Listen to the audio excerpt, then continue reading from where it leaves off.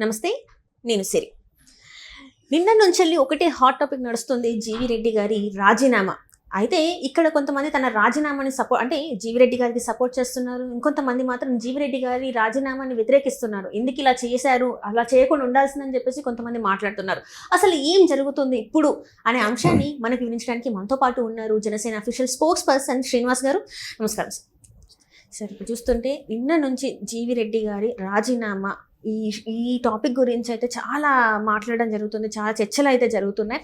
అదే రకంగా ఇప్పుడు ఏంటంటే తన రాజీనామాని కొంతమంది సపోర్ట్ చేస్తుంటే కొంతమంది మాత్రం వ్యతిరేకిస్తున్నారు. పర్సనల్గా అండ్ ప్రొఫెషనల్గా కూడా ఆయనని కొంతమంది సపోర్ట్ చేస్తుంటే కొంతమంది వ్యతిరేకిస్తున్నారు. సో అసలు ఏం జరుగుతుంది, ఏం జరగబోయే అవకాశాలు ఉన్నాయంటారు? సరే, మీరు అన్నట్టుగా 2 రోజులు బట్టి ఈ ఫైబర్ నెట్ ఇష్యూ అన్నది జీవి రెడ్డి గారి రాజీనామా అనేది నిన్నటి నుంచి పెద్ద హాట్ టాపిక్గా మారింది. ఎందుకు మారింది అంటే ఎప్పుడు ఈ విధంగా జరగలేదు. జీవిరెడ్డి అనే వ్యక్తి నాకు దాదాపు అతను కాంగ్రెస్ పార్టీలో ఉన్నప్పటి నుంచి నాకు పరిచయం. మాతో పాటు అనేక ఛానల్స్ డిబేట్స్లో వచ్చేవాడు. యువకుడు, ఉత్సాహవంతుడు, సబ్జెక్ట్ నాలెడ్జ్ ఉన్న వ్యక్తి, ఏదో చేయాలనే తపన ఉన్న వ్యక్తి, తెలుగుదేశం పార్టీలో అతి తక్కువ కాలంలో ఎదిగిన వ్యక్తి. అన్ని రకాలుగా అతనికి అనుకూలమైనటువంటి పరిస్థితులు ఉన్నాయి. ఎందుకంటే అతను ఆ వృత్తిపరంగా అతను పని చేసుకుంటానే పార్టీకి ఇప్పటికెప్పుడు ఒక విధమైనటువంటి గణాంకాలతోటి టీవీలో కూర్చుని గత 5 సంవత్సరాల్లో కూడా వైఎస్ఆర్ కాంగ్రెస్ పార్టీలో జరుగుతున్నటువంటి లోపాల మీద గట్టిగా గళవినిపించేవాడు. అది పార్టీ కూడా గుర్తించింది. పార్టీ కూడా గుర్తించి అతి తక్కువ టైంలోనే అతన్ని జాతీయ అధికార ప్రతినిధిగా కూడా అతన్ని నియమించింది. తర్వాత ఈ కార్పొరేషన్, ఈ గవర్నమెంట్ వచ్చిన తర్వాత ఈ పదవుల వ్యవహారంలో మొదటి లిస్టు వచ్చిన తరపుడు ఆ లిస్టులో అతని పేరు లేకపోతే అతను కొంచెం ఒక ప్రధాన ఛానల్లో కూర్చుని బరెస్ట్ అవ్వడం కూడా జరిగింది. సరే, పలానా సీఎం గారి ఆఫీస్లో పలానా వ్యక్తి ఇలా చేస్తున్నాడు, అలా చేస్తున్నాడు అని చెప్పేసి అని బరెస్ట్ అయ్యాడు. అప్పుడు చాలామంది అనుకున్నారు, అరే ఎందుకు ఇలా ఓపెన్గా మాట్లాడేది, తప్పు కదా, ఏదైనా ఉంటే ఇష్యూ మాట్లాడుకోవచ్చు కదా అన్నట్టుగా అన్నారు. బట్ అయినా కూడా పార్టీ అతని సేవలను గుర్తించింది. అతనికి ఫైబర్ నెట్ చైర్మన్గా పదవి ఇచ్చారు. ఆ పదవి తీసుకున్న కాడి నుంచి అతను దానిలో ఉన్నటువంటి నాకు పదవి ఇచ్చారని కానీ ఒక సంతోషంతో దాంట్లో ప్రక్షాళన చేయడం మొదలుపెట్టాడు ఆయన. దాంట్లో ముందుగా అతను చేసింది ఏంటి, ఆ గత గవర్నమెంట్లో దాదాపు కనీసం అపాయింట్మెంట్ ఆర్డర్స్ కూడా లేకుండా చాలా మందికి అక్కడ జీతాలు ఇస్తున్నారు. కాబట్టి ఇమీడియట్గా 410 మంది మీద అంతమంది ఇంచుమించు అంతమందితో అతను వాళ్ళని అనవసరంగా వీళ్ళందరికీ జీతాలు ప్రభుత్వ సొమ్ము ఇలా ఇస్తున్నారు కాబట్టి వాళ్ళందరినీ డిస్మిస్ చేస్తున్నట్టుగా లెటర్ ఇచ్చాడు. అదే సందర్భంలో మీకు అందరికీ గుర్తుండే ఉంటుంది, రామ్ గోపాల్ వర్మ వ్యూహం అనే సినిమా తీసాడు. సినిమా తీసినప్పుడు దానికి 2 కోట్లు ఈ ఫైబర్ నెట్ నుంచి కూడా ట్రాన్స్ఫర్ చేశాడు. దానికి కూడా ఆయన రామ్ గోపాల్ వర్మతో సహా వాళ్ళందరికీ కూడా నోటీసులు ఇచ్చాడు. అంటే ఇతను ఒక కార్పొరేషన్ చైర్మన్గా ఇతను తీసుకుంటున్న నిర్ణయాలకి కార్పొరేషన్ ఎండి నుంచి సహకారం లేదు. ఐఏఎస్ నుంచి దినేష్ కుమార్ గారు అతని నుంచి సహకారం లేదు. నేను మా నాయకుడిని అనేక మాటలు మాట్లాడి, లేకపోతే మా నాయకుడితో పాటు చంద్రబాబు గారు, లోకేష్ గారు, పవన్ కళ్యాణ్ గారు మార్ఫింగ్లు కూడా చేసినటువంటి అటువంటి ఒక క్యారెక్టర్ సెషన్ చేసినటువంటి వ్యూహం అనే సినిమా తీసినటువంటి వ్యక్తికి ప్రభుత్వ సొమ్ము ఇవ్వడం అనేది కరెక్ట్ కాదు.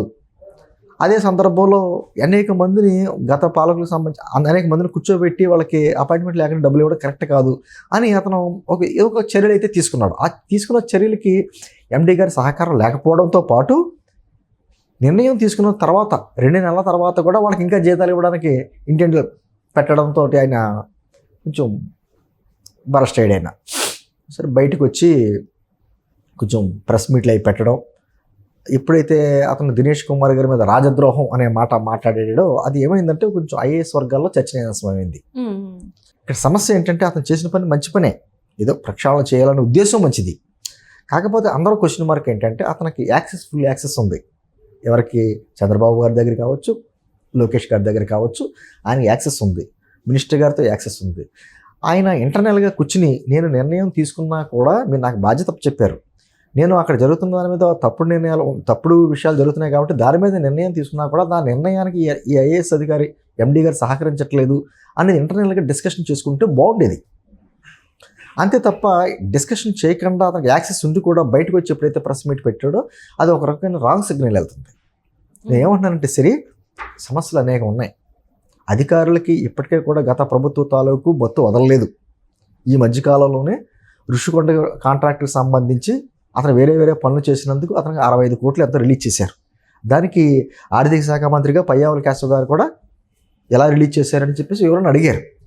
అలాగే అనేక సందర్భాల్లో అనేక శాఖల్లో ఇంకా ఆ ఎగ్జిక్యూటివ్ వ్యవస్థ ఐఏఎస్ అధికారులు కావచ్చు, ఎవరైనా కావచ్చు, అధికారులకి ఇంకా పాత వాసనలను పోకుండా అదే క్రమంలో ఉన్నారు.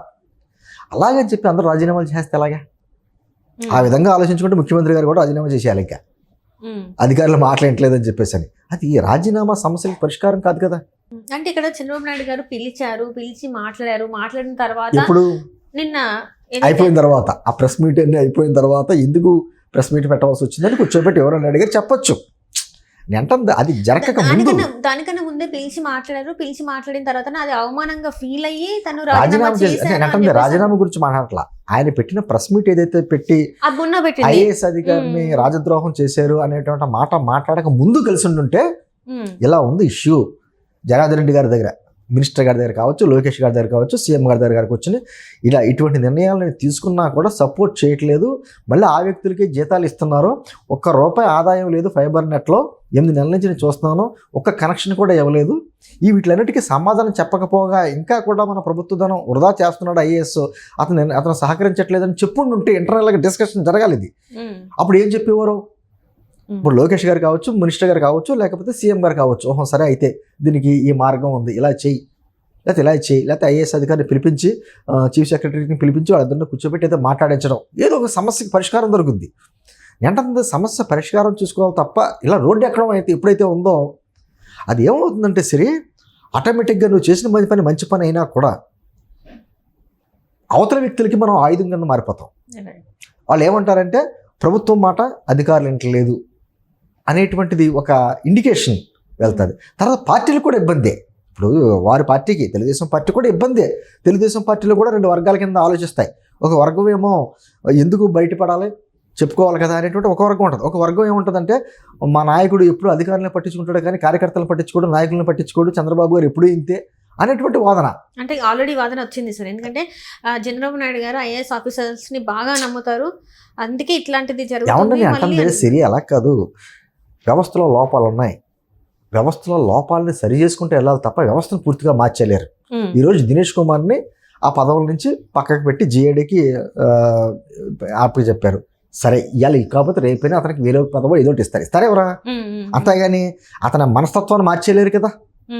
అతను పోస్టింగ్ మార్చొచ్చు కానీ అతను యాటిట్యూడ్ని లేకపోతే అతను మొత్తం మనస్తత్వాన్ని మార్చలేరు కదా. ఎక్కడో చోట ప్లాన్ చేయించుకోవాలి, తప్పదు. ఇప్పుడు గతంలో పోలీస్ వ్యవస్థ ఉంది, గతంలో జగన్మోహన్ రెడ్డి ఎలా వినియోగించుకున్నాడు, ఇప్పుడు కూటమి ప్రభుత్వంతో ఎలా వినియోగించుకుంటుంది, అదే పోలీసులు కదా. పోస్టింగ్లు ఇక్కడ కావచ్చు, అక్కడ కూడా ఎక్కడ మార్చచ్చు. నేంటుంది అదే అంటున్నాను, రాజకీయాల్లో ఓపిక, సహనం, స్థితప్రజ్ఞత చాలా అవసరం. మన ఎమోషన్స్ని బట్టి అధికారం పైన ఉన్న వాళ్ళు నడవరం. మాకు చాలామందికి ఉంటాయి, ఇప్పటికీ కార్పొరేషన్ పదవులు రాలేదని ఎంతోమందికి అసంతృప్తి ఉంటే దాన్ని ఎక్కడ వెలిపించుకోవాలి, ఇంటర్నల్గా మాట్లాడుకోవాలి, చేసుకోవాలి, ఏదైనా చేసుకోవాలి, అంతే తప్ప రోడ్డు ఎక్కిన ప్రెస్ మీట్లు పెట్టి మాట్లాడే ఉంటే ఎవరు ఆలర్ అవుతున్నారు? అంటే అది జీవిరెడ్డిని తప్పు పట్టట్లా, జీవిరెడ్డి ఆలోచన మంచిది, అతను తనకు ఇచ్చినటువంటి శాఖలో ఆ పదవిలో బాధ్యతగా ఒక ప్రక్షాళన చేయాలనుకున్నాడు. కానీ అదే సందర్భంలో ఇలా బయటకు వచ్చి తొందరపాటు చర్య అవుతుంది తప్ప మాట్లాడడం అది కరెక్ట్ కాదు. సరే ఇప్పుడు అతను వెళ్ళిపోయాడు, పార్టీ రాజీనామా చేసేసాడు, సరే ఆ పదవికి వేరే వాళ్ళని మళ్ళీ సెట్ చేస్తారు. అదేవిధంగా దినేష్ కుమార్ని తీసుకెళ్ళి వేరే పదవి చెప్తారు. నష్టపోయింది ఎవరు? అంతే కదా. పార్టీలో చాలా వరకు తక్కువ సమయంలో ఇంత పేరు తెచ్చుకోవడమే కావచ్చు. అండ్ ఇంకొకటి ఏంటంటే తనకి వాక్ చాతుర్యం చాలా వరకు ఉంది సార్. అంత ఇంత తక్కువ జీవిరెడ్డి గురించి నాకు బాగా తెలుసు, ఎందుకంటే అతను కాంగ్రెస్ పార్టీలో దాదాపు ఒక 10 ఏళ్ళు 6 ఏళ్ళ క్రితం లెక్కేసుకుంటే ఇప్పుడు అతను 40 ఏళ్ళు ఉండవు, 32-33 ఏళ్ళు. అప్పుడు చూసి కుర్రాడు బాగా మాట్లాడుతున్నాడు అనుకునే వాళ్ళం మేమంతా. ఇప్పుడు నేనంటే దాదాపు 14-15 సంవత్సరాలు బట్టి టీవీ డిబేట్స్లో నాకు అనుభవం ఉంది. నేను వచ్చిన 6-7 సంవత్సరాలకి ఇతను వచ్చాడు, బాగా మాట్లాడుతున్నాడు అనుకున్నాను. అప్పట్లో కాంగ్రెస్ పార్టీలో ఉండేవాడు ఆయన. నేను అతని తెలివితేటలని, అతని మేధస్సుని, అతని విధానాన్ని మనం తప్పట్లేదు, కానీ ఈ అత్యుత్సాహం పనిచేయదు రాజకీయాల్లో. రాజీనామా చేయడం అనేది తప్పంటారు. నేను అంటుంది కంగారు తొందరపాటు చర్య. నేను అంటుంది రాజీనామా గురించి కూడా కాదు, నేను అంటుంది అతను బయటకు వచ్చి ప్రెస్ మీట్ పెట్టక ముందు సీఎం గారిని వాళ్ళని కలిసి సమస్య చెప్తే, మినిస్టర్ గారిని కలిసి సమస్య చెప్పుంటే చంద్రబాబు గారు కానీ, లోకేష్ గారు కావచ్చు, జనార్దన్ రెడ్డి గారు కావచ్చు, సమస్యకి పరిష్కారం చెప్పేవాళ్ళేమో తప్ప మీరు ప్రెస్ మీట్ పెట్టి ఏమవుతుందంటే దానికి ఆయన రాజద్రోహం అనే మాట మాట్లాడాడు. ఐఏఎస్ వర్గాల్లో ఒక చర్చ నడుస్తుంది. అది ఏమవుతుందంటే దానివలన అందరికీ సమాధానం చెప్పుకోవాల్సిన బాధ్యత సీఎం గారి మీద ఉంటుంది. అంత అవకాశం అంటే మనం పనిచేసే సంస్థకు కావచ్చు, కుటుంబానికి కావచ్చు, మనం ఏమంటారు బలం అవ్వాలి తప్ప భారం కాకూడదు. మన గురించి వాళ్ళ సమాధానం చెప్పుకునే పొజిషన్లో ఉండకూడదు. సరే ఈ రోజున అతను రాజీనామా చేసి వెళ్ళిపోయిన రాజకీయాలు దూరంగా ఉన్నానంటే ఎవరు నష్టపోతున్నారు? ఈ రాజకీయాల్లో నమ్మని చెప్తున్నాను చూడండి, రాజకీయాల్లో లైవ్లో ఉన్నంత వరకే లేదు అనేసి ఎక్కడికన్నా వెళ్ళిపోతే సమాజం గుర్తించుకోదు. ఈ 2 రోజులు మీరు డిబేట్ పెడతారు, రేపు వద్దు వేరే సబ్జెక్ట్ వస్తుంది, ఆ సబ్జెక్ట్ మాడుకుంటాం, ఎల్లుండి ఇంకో సబ్జెక్ట్ వస్తుంది, ఆ సబ్జెక్ట్ మాడుకుంటాం, ఇవన్నీ డైల్యూట్ అయిపోతాయి. ఎవరు నష్టపోతున్నారో? ఒక మంచి వ్యక్తి సమాజానికి దూరం అయ్యాడు కదా. అది అతను తొందరపాటు చర్య వల్ల దూరం అయ్యాడా లేకపోతే ఏంటి? ఇప్పుడు చాలామంది సోషల్ మీడియాలో ఆహా హీరోషిప్ ఇస్తారు. ఎవరైతే పొగిడారో, ఎవరైతే చేశారో రేపు పొద్దున వాళ్ళకి కూడా జీవిరెడ్డి ఎక్కడున్నాడో ఎవరికీ తెలియదు, పట్టించుకోరు. అంతే, రాజకీయాల సమయంలో చాలా ఇంపార్టెంట్. ఖచ్చితంగా అతను మరి ఎటువంటి నిర్ణయం అతను ఎవరు సలహా ఇచ్చారో నాకు తెలియదు, కానీ ఇది కొంచెం చేసుకుని ఉంటే, ఎందుకంటే చాలా కార్పొరేషన్లు ఉన్నాయి. అందరూ ఏమంటున్నారు ఇప్పుడు చాలామంది, కొంతమంది పేర్లు ఎందుకులే కానీ, మా కార్పొరేషన్లో మాకు సమస్యలు లేవా, మా అధికారులతో మాకు ఇబ్బందులు లేవా, మేము ఇలా రోడ్డు ఎక్కామా అనే మాటలు మాట్లాడతారు వెనకాల నుంచి.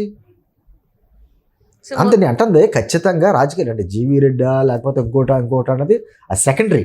అసలు ఏదైనా సరే ఒక వ్యవస్థలో ఉన్నప్పుడు మన నాయకుడి మీద నమ్మకంతో మనం వెళ్ళి కుటుంబాన్ని కావచ్చు, పార్టీని కావచ్చు, ప్రభుత్వాన్ని కావచ్చు, మన ప్రభుత్వాన్ని కావచ్చు, మనమే నలుగురితో చర్చ చేయించుకునేలా చేసుకోవడం కరెక్ట్ కాదు.